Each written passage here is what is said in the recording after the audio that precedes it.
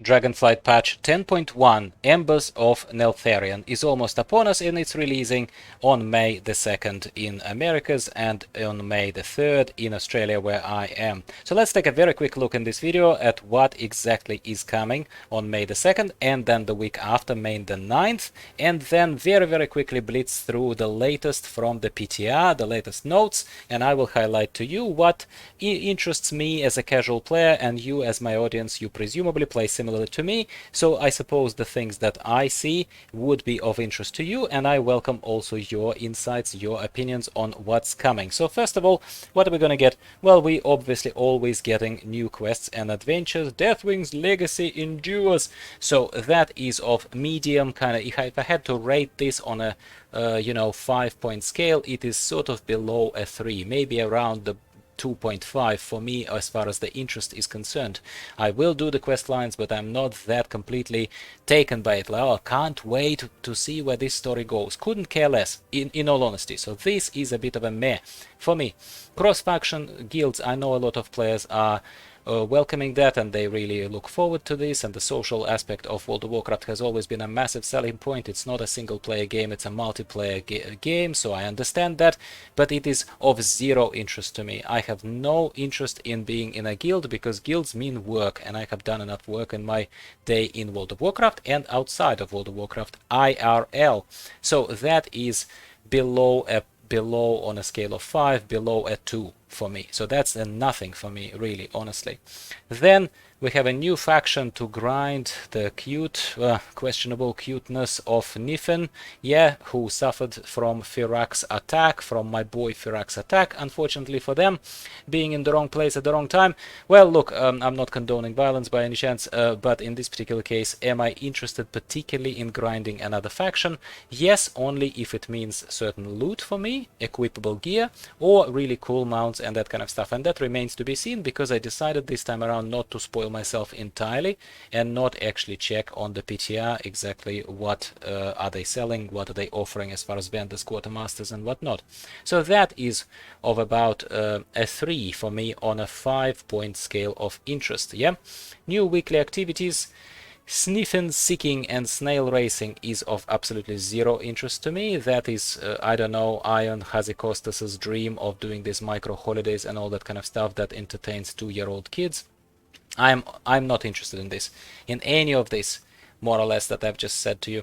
A revamped item upgrade system, deliberately postponed from the earlier kind of segments that I started talking about, that is definitely a 4 for me. I'm interested to see how the items will be upgraded, and as far as I know, we're not going to do a proper review here, because I have neither the facts in front of me right now, pre-scripted, or the memory of that, but from what I read, from what I heard early on, it is a simplified upgrade system that's going to use the same currency or the same tokenization system, where the tokens, so to speak, or currency drops from pretty much anything that you would do in 10.1, and you can use those items to upgrade virtually any gear. That is fantastic. I've always been for simplification, and that sounds pretty good to me, rather than having this token to upgrade that item, Vala to upgrade this item, and then this is not upgradable.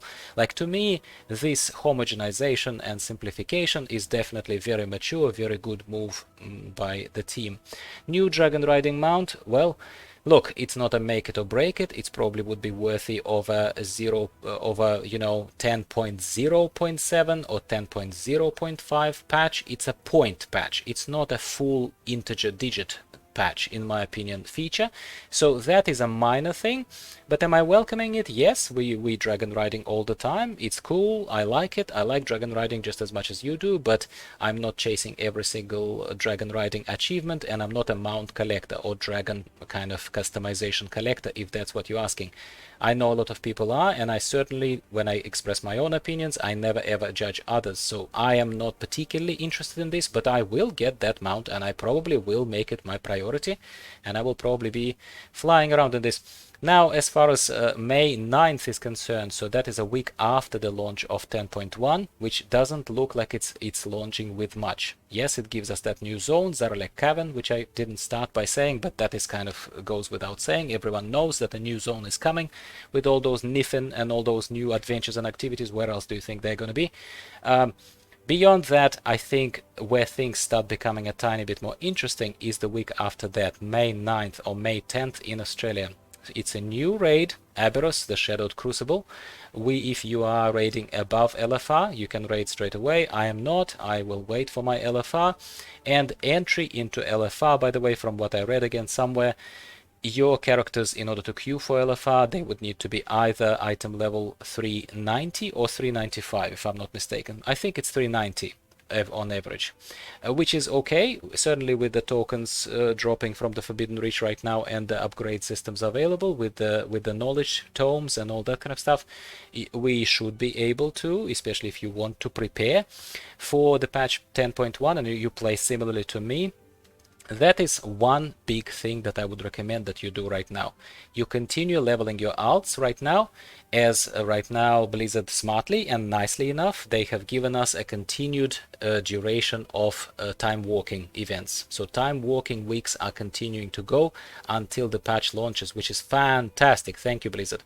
And as I said in a previous video, I'm not going to repeat myself here just for the sake of adding time to this video. Just go watch the other one. In my opinion, the best way to level is during time walking weeks, which happens to be right now, because running dungeons, time walking dungeons over and over is both giving you currency that helps you upgrade heirlooms and buy some low eye level items in case something is really missing in your wardrobe and you're interested in something as low as 3, 4, 6 or something item level items. But ultimately right now is the time to level our alts.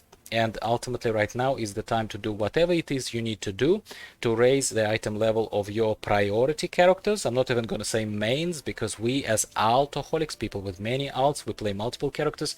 But I would say, and I would recommend to my audience right now, to focus on bringing up those alts and getting to that item level 390 plus, 390, 395. But this raid and preparation for LFR, which if I'm not mistaken launches a week after the week of May 9th, that is going to be my priority. What is yours? Let me know in the comments down below, because I'm very interested to hear what is your priority. It is certainly not a mount collection week right now and period of time.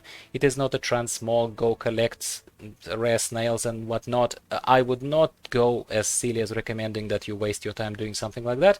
Just prepare your alts and have the variety of gameplay available to you, especially if your alts are spread out between different roles. Let's say you have a tank, you have a healer, and you have a preferred range DPS, and you have a preferred melee DPS. Well, focus on those 4, gear them up, make sure that they are item level 390, 395, and prepare for this, for the new raid, for LFR to start. The new tier sets will be coming obviously with the opening of the raid Aberrus, the new raid. That is cool, and some of them look particularly cool. They certainly picked on this screenshot particularly. They've picked, in my opinion, some of the most visually impactful ones. I really like these ones. I do like them. So that's something simply to look forward to, not something that we can do to prepare for, but it's something to look forward to. I think that's cool. I think that's absolutely cool. Now, PvP has never been of interest to me. I do apologize to my PvP people, but I don't think I would have many in my crowd who are doing PvP. Mythic Plus has become repetitive and boring, and unfortunately in the Season 2 that we are looking forward to, kinda, because that is the only other way to raise your item level and get better gear in the game right now, is to do LFR, is to Mythic Plus, at least lower keys, and that's about it for casuals, in my humble opinion. Well, Mythic Plus rotation and the updates to kind of raising the bar of all item levels in Season 2, that is something I mainly look forward to. Bring this to me as soon as possible, because my alts want better gear. Why do they want better gear? Because that's progression, because that's how I sense and measure progression and power progression for my characters. Again, I welcome your opinions as to how do you do it, but that's how I do it. So dungeon refresh, rewards, this is the meat and potatoes of this patch for me, my friends. This segment over here, and that is going to be definitely a 5 out of 5. I'm gonna look forward to this. Public events, look, public events are okay. I am a fan of public events. Like, for example, Forbidden Reach has shown to us a lot of public events. Problem became its repetitiveness, and once your alts are geared, there is kind of just like meh, no one cares. But public events, if they bring good loot, if they bring good rewards, and that is that main if that thing is satisfied, then in my opinion, basically I would very much look forward to also checking out what gear, what pets, what other kind of rewards are coming from these public events, as well as, once again, we just have a bit elevated level of item level of gear, slightly different affixes, other kind of stuff, and we haven't even gotten, as per my original unscripted plan in this video, I wanted to also take you through the what's in the patch notes, but lo and behold, we are over 10 minutes of talking already, and I don't think we're gonna do it in this video. Let me know in the comments down below if you actually ever wanted my opinion on the patch notes. My bet right now, I would easily bet $1 and say that you wouldn't. But hopefully you enjoyed this little unscripted rant on topic.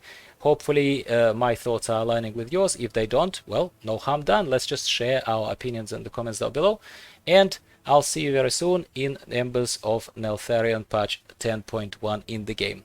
Bye for now. Talk to you soon.